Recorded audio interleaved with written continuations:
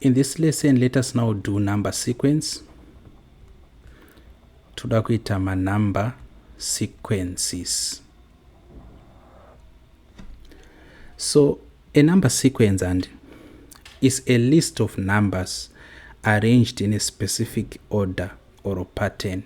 Saka manotsi enyu munotonyora a number sequence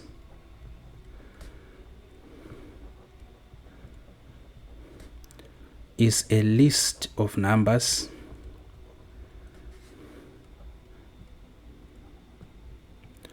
arranged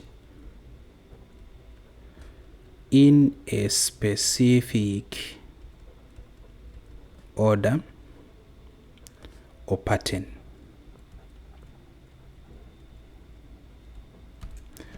That's it. Each number in the sequence is called a term. Very important also.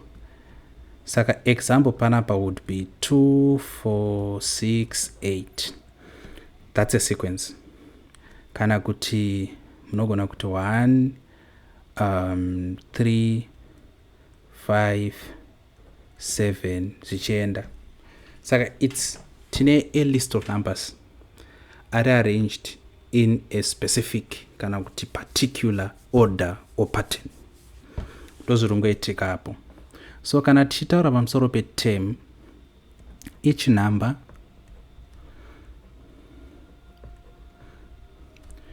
is called a term. Kureva kuti 1 iyi inenge ichinzi term, 3 inonzi term, 5 term, 7 term, pamusoro 2 term, 4 term, 6 term, 8 term. Saka kana question ikazouya sezvatiri kuona paexample 6 hapo,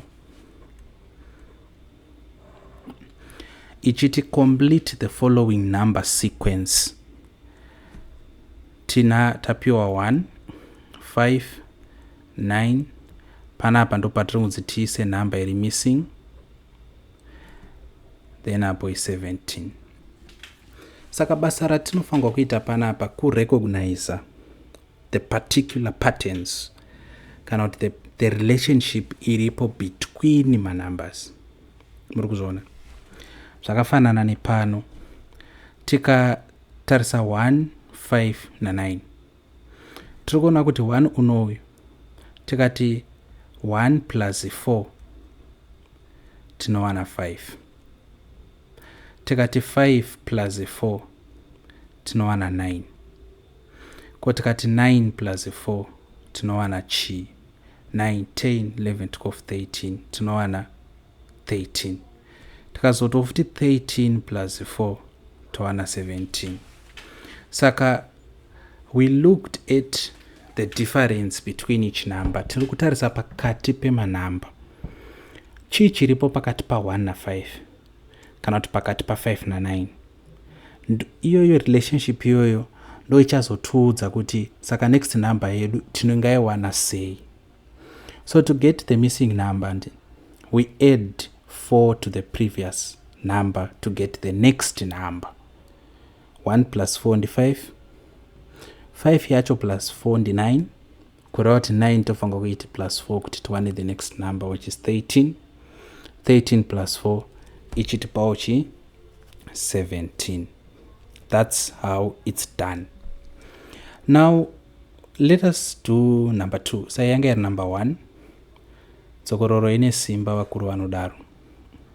So number 2 iri kuti chi complete the following number sequence. Ina 25 ndo number yatifanirwa kunyora pano, 49, 64, 81.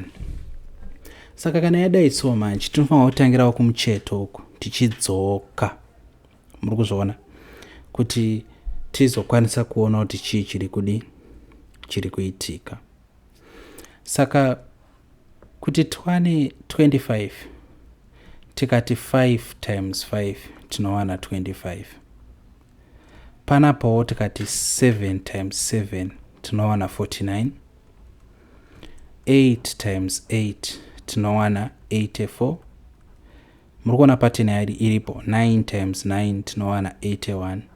Kureva kuti kana tichida panapa tinofanirwa kuti chi 6 times 6 inotipa chi 36. Saka apa panenge paina 36.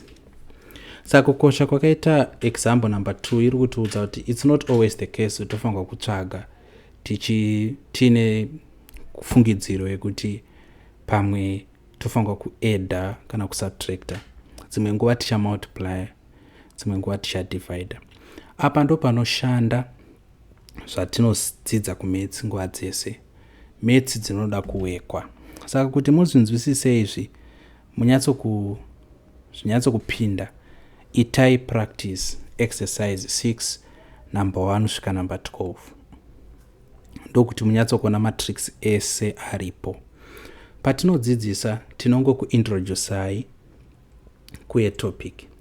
Rabasa renyu rekumeka short manyatso kuibata.